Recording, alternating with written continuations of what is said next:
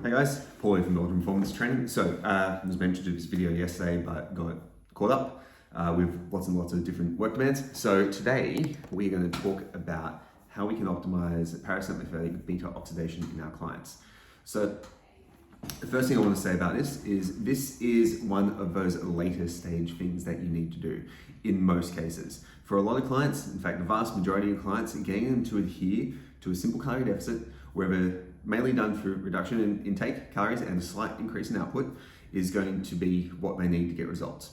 Increasing parasympathetic beta oxidation is going to be something that's very context driven, very useful for physique athletes, but also useful for a few medical conditions.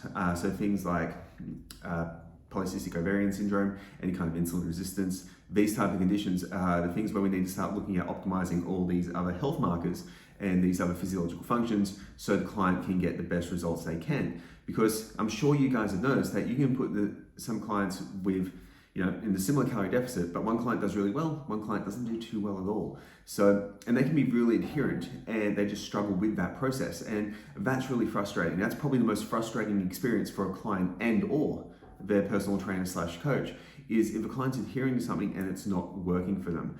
And a lot of the evidence-based practice now is to say if someone's in a calorie deficit and they're not losing fat, it's not a big enough deficit. There is only so far in a deficit someone can go because adherence becomes the biggest limiting factor there.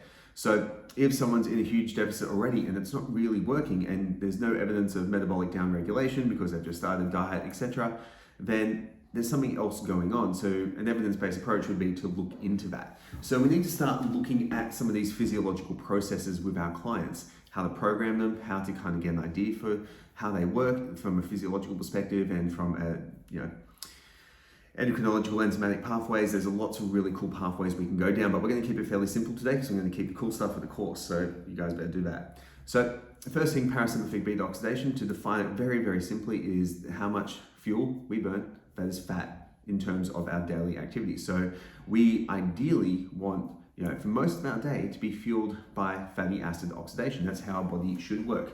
We ideally want our carbohydrate intake to replenish our liver glycogen and our muscle glycogen stores to fuel our brain and to fuel higher intensity activities.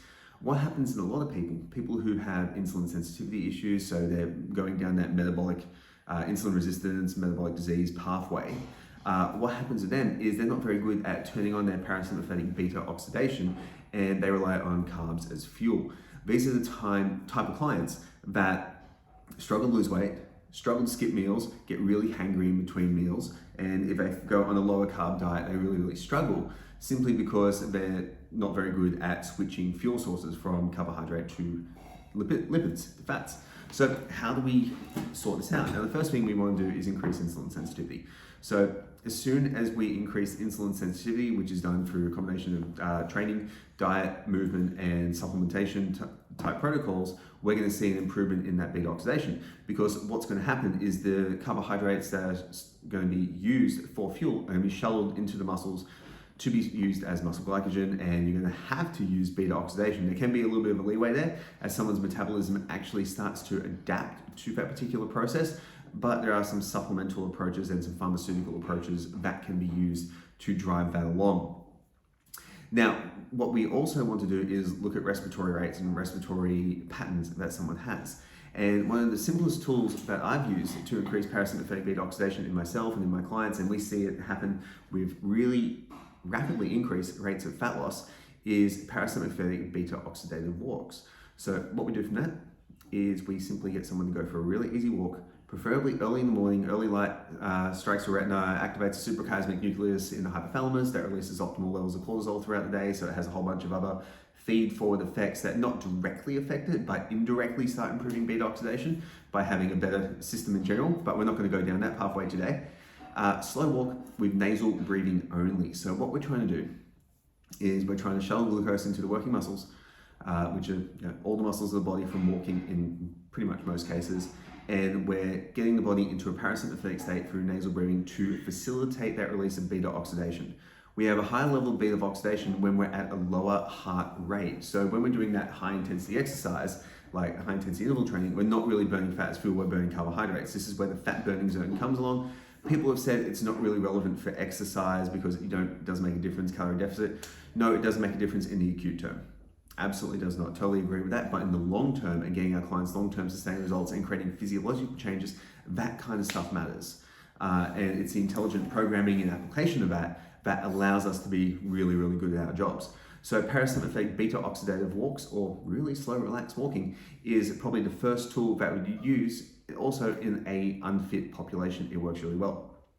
The next tool you can use is a sauna. A sauna will increase the same thing, but again, they've got to maintain that nasal breathing for that time because the sauna has the same kind of effect as low-level aerobic training.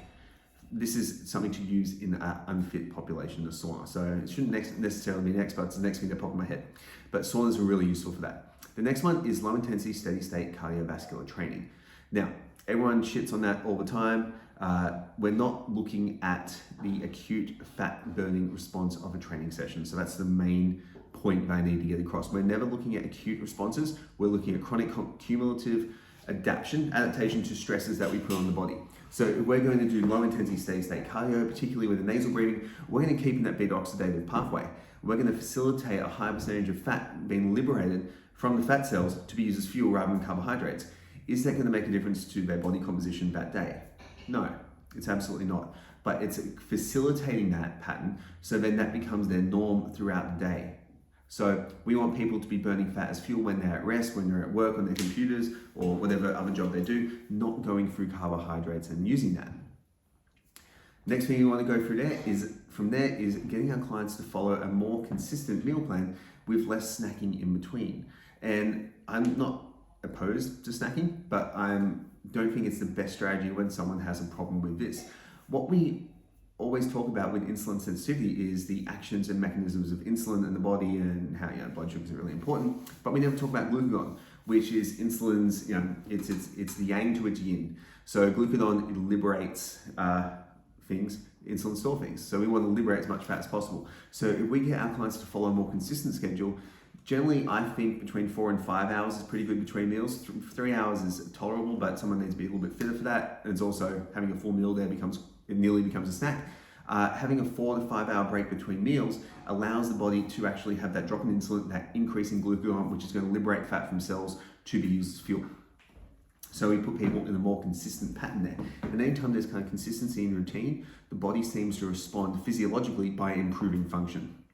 And the last thing that we'll talk about today in this thing, and this is all these topics are going to be really dived into in the course, really going to break things down detail. We're going to break down the enzymatic pathways, some of the supplementation type pathways you can use, like something like injectable carnitine is a fantastic tool to do this, although most people won't be doing it, which is totally cool, but we can use other ways to get there.